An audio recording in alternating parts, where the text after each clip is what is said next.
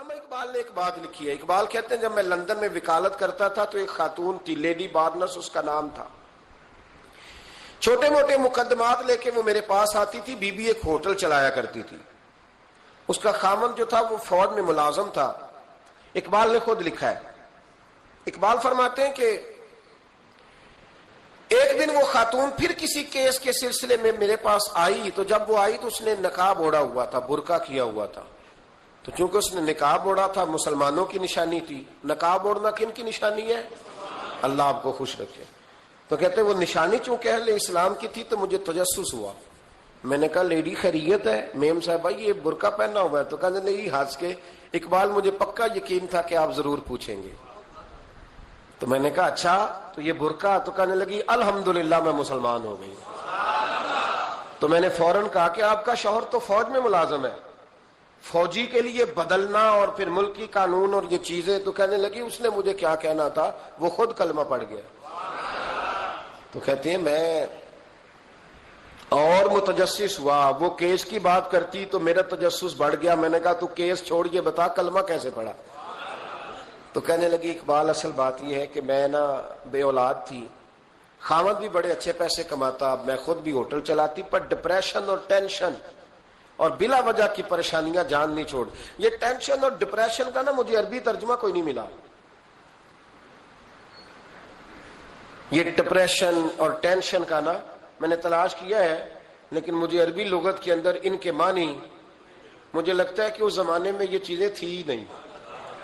ہوتی تو ان کا کوئی نام بھی, یہ آج ہے نا تو اس لیے آج کے زمانے میں ہی نام ہے مفت کا, مفت کی پریشانی.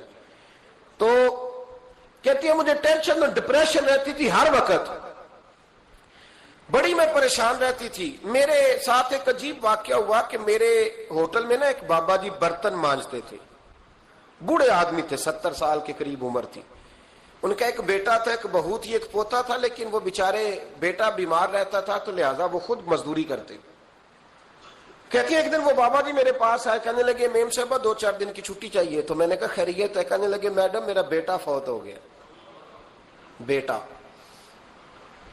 آپ کو پتہ ہے باپ کا جنازہ پڑھنا آسان ہے, بیٹے کا جنازہ اٹھانا بڑا مشکل کام. کہتی ہے میں کچھ لکھ رہی تھی, میرے ہاتھ سے قلم گر گیا. میں نے خود گاڑی بھیجی, بابا جی گاؤں چلے گئے جہاں وہ رہتے تھے. کہتی 2-3 دن کے بعد میں اور میرا شوہر گئے تو رستے میں ہم باتیں کر رہے تھے کہ کیا تعزیت کریں گے. ایک ہی بیٹا تھا, کوئی رشتہ دار بھی نہیں, تو اس کی تو کائنات اجڑ گئی, کن لفظوں سے اسے تعزیت کیا کہیں گے.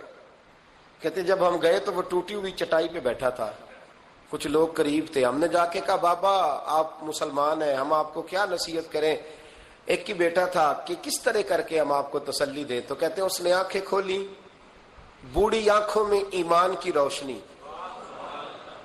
کہنے لگا بی بی کیا تعزیت کی بات کرتی ہو, میں نے کوئی پیسے جمع کرا کے بیٹا لیا تھا, خدا نے فضل سے دیا تھا, عدل سے لے گیا ہے.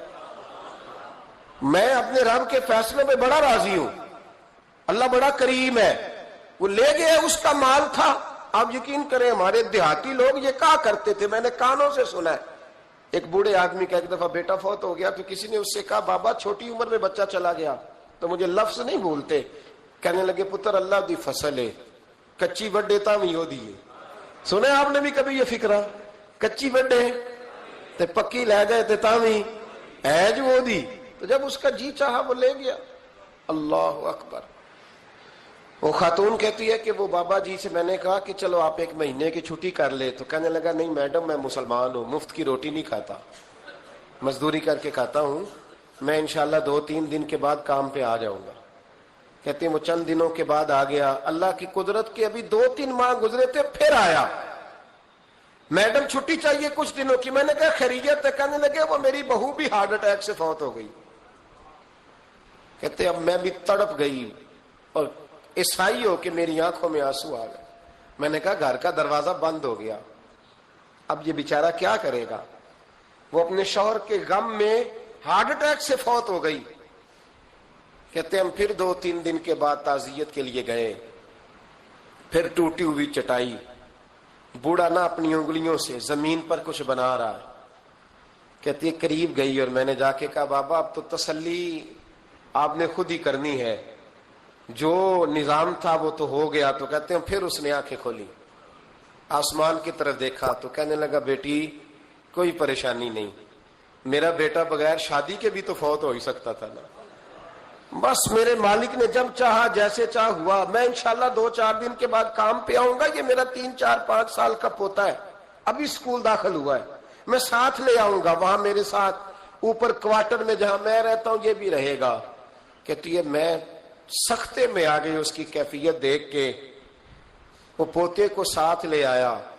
کبھی کبھی میں دیکھتی چھت پہ کھڑے ہو کے کہ دادا گھوڑا بنا ہوا ہے اور پوتا سواری کر رہا ہے. وہ سویرے اٹھتا, اس کو سکول چھوڑ کے آتا, شام کو لے کے آتا, پیار کرتا, محبت کرتا.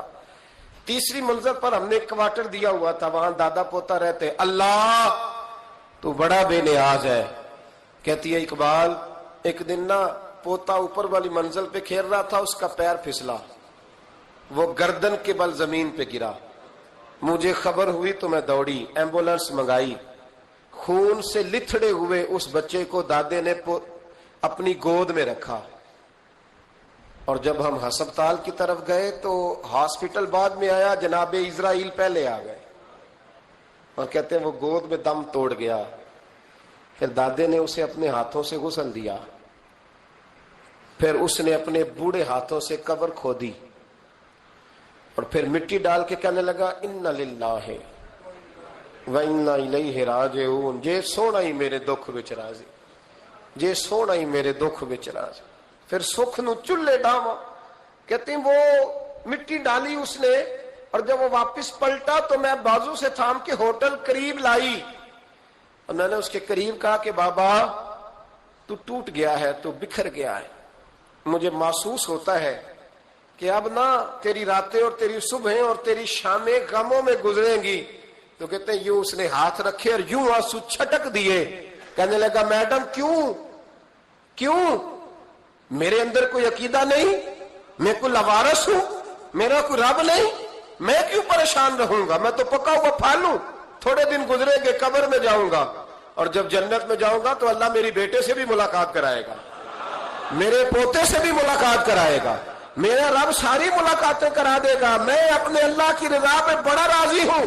وہ خاتون کہتی ہے میرا اور میرے شوہر کا کلیجہ پھٹنے لگا. میں نے کہا بابا یہ جذبہ کہاں سے ملتا ہے, یہ سکون کہاں سے آتا ہے, یہ کیفیت کیسے ملتی ہے. مجھے کہنے لگا تو نے لینی ہے. میں نے کہا, تو کہنے لگا تو بھی گنبد خضرا والے نبی کا کلمہ پڑھ جا, تو بھی رسول اللہ کا کلمہ پڑھ جا.